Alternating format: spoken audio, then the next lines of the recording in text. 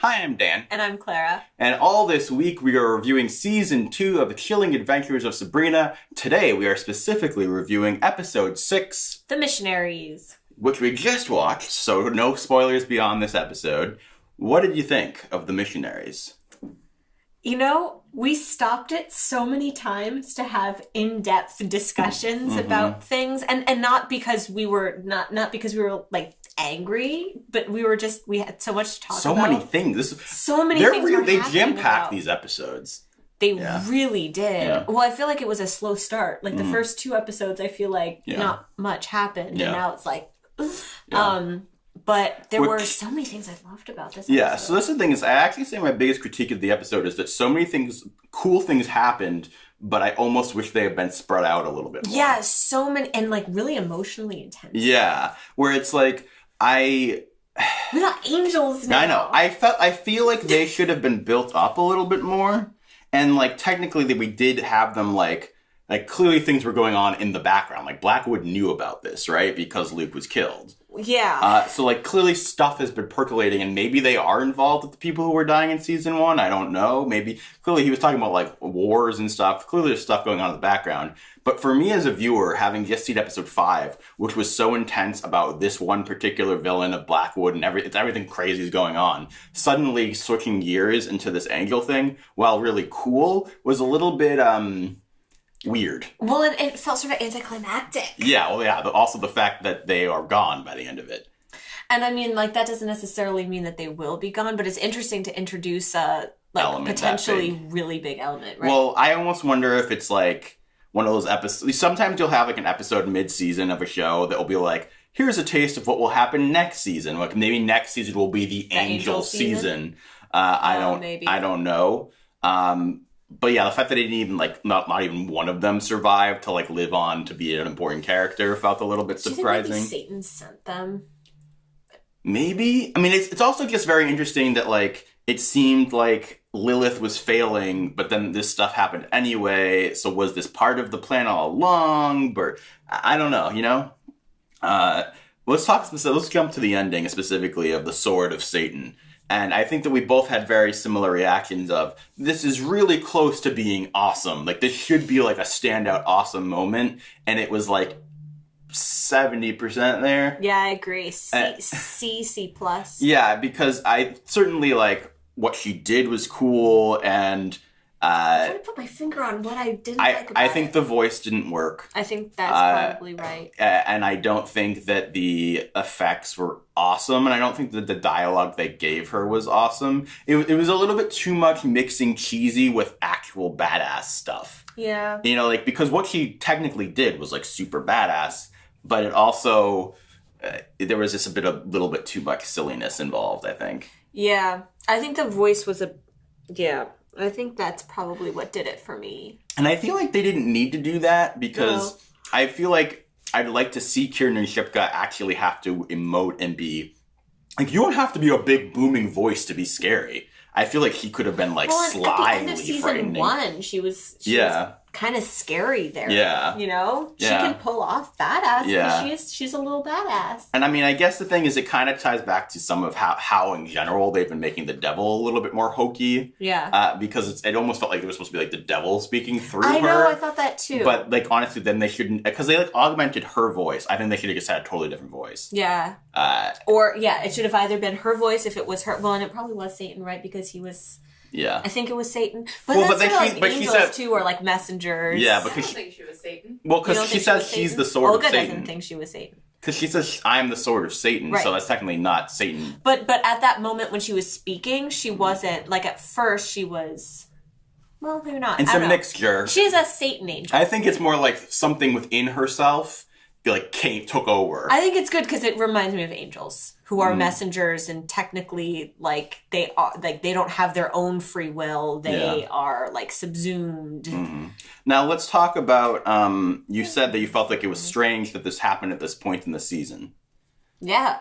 You could be, and that when your reasoning for that is that you felt like it was a season finale kind of moment, or not necessarily. I would say it was a sort of like episode before the season finale because so here two reasons I felt this way. Okay. One was what we were already saying, which was so much happened in that episode that it was difficult. Like there were so many rising falls in the emotion of that episode that like I couldn't focus on any of them. So when this big thing happened, I was like, what is even happening here?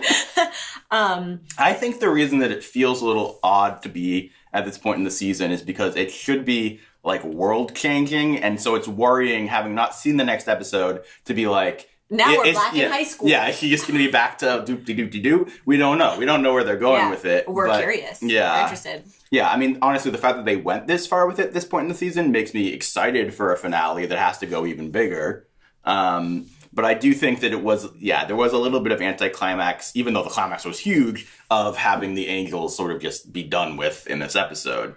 Yeah, I mean, I guess we'll see what happens with that, because maybe they were just sort of like a little crappy angels. Well, yeah, I'm sure we're going to get more intense angel stuff, and that this is just the sprinkling in. It's an official name of one kind of angel, Dan the crappy angel. Yeah. The big bad seems to be Blackwood. Right? Well, that's the thing is, in some ways, I feel like this hurt the Blackwood storyline because they seemed more threatening than Blackwood. Well, and so like we were talking about how there are like all these different like villains everywhere and I was just saying like, I don't know, maybe I'm just on the angel's side. Like not necessarily, like why not? Like what makes one side here any better than the other? I don't really know. Yeah. Well, the angels seem really jerky. Yeah. I mean, they were just murdering children that hadn't done anything, really. And so I think we don't know that bad. Severn seems to be okay killing whatever. I mean, that's the thing. In general, the show has a sliding scale of morality that... And you know what? You know what you can say about those angels? They didn't have a sliding scale. They had a very specific scale. But they also were very hypocritical in their own right. But this is why, look, I like Zelda. I like Blackwood. I like the angels. Because I like they have a specific scale. They're doing it, and I know where they stand. Yeah, but even Zelda, like...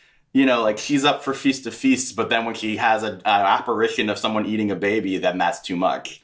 But that's a baby that she liked. Yeah. That's the thing, is you have to think about, like, what is someone's morality, and then what is their morality when it comes down to someone they care about. Right, but I bet those angels, it would still just be... Yeah, Also, it is one thing when Satan visits her, in theory, she's honored. Right. But in practice, she was horrified. Yeah. Right. So... Which we were talking about, because you were saying, do people actually like Satan? Even Zelda was horrified. And then we were talking about, like, well, if I had to meet, like, Old Testament God, I might worship him, but I'd also be in fear of him. That'd be pretty scary. Yeah. I mean, Moses couldn't look at him. Yeah. That's pretty scary. Pretty scary. Moses was a badass motherfucker. Yeah. Let's talk about Lilith. Oh my gosh. Lilith is so great. Lilith is the surprise of the season for me. Yeah, because me too. Even though I liked her in season 1, I feel like she was like kind of like just like the fun villain or whatever, right? She was a little like, she was really queuing up the scenery. She felt like a character I'd seen before, right? Mm-hmm. And we were calling her a nickname, Miss Havisham, because we barely remembered her name. Yeah. So like this season, I think without a doubt has the best storyline. Like straight up. I mean, it's just, so that was my problem with the angels and with the Antichrist stuff, was like, I really care about that emotional moment with Lilith. Yeah. That was the height of the episode for me. Yeah. And so it doesn't, like, Sabrina can do a cool thing, but it doesn't reach that level of emotional. Well, but I also liked that, so where we end with her in this episode is basically saying, I have to go kill Sabrina, right?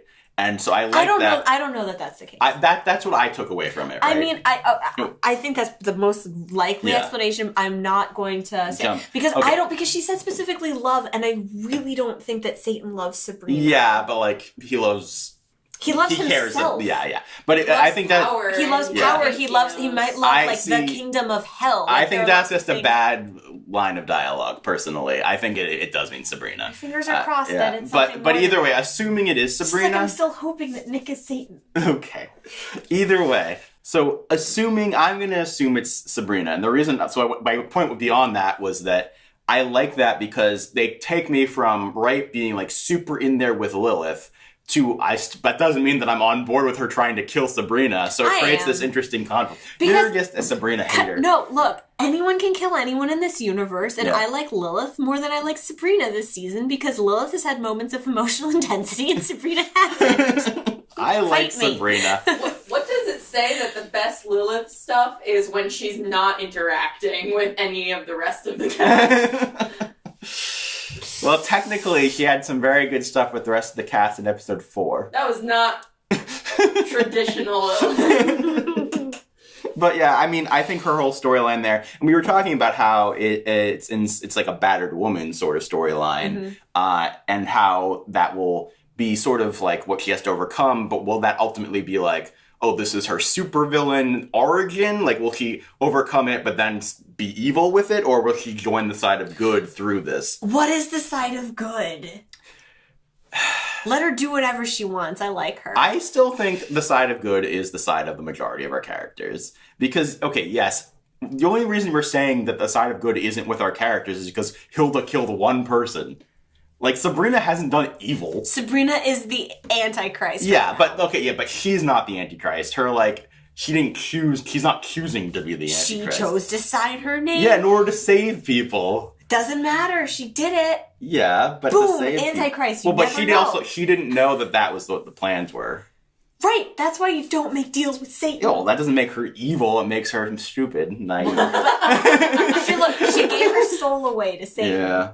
Yeah, but she believes Satan's a good dude, sort of, maybe. So then she chose to do that, and now she's paying for it. Yeah, I still am on Sabrina's side. You're just a hating-ass hater. Well, also, whatever. talk about how you love Nick now. I love Nick. I watched our first video, and like the first thing I say is like, God, I hate Nick. Ground. By the way, I cut out a bunch of it because you were really intensely negative to Nick. Yeah, well, guess what, guys?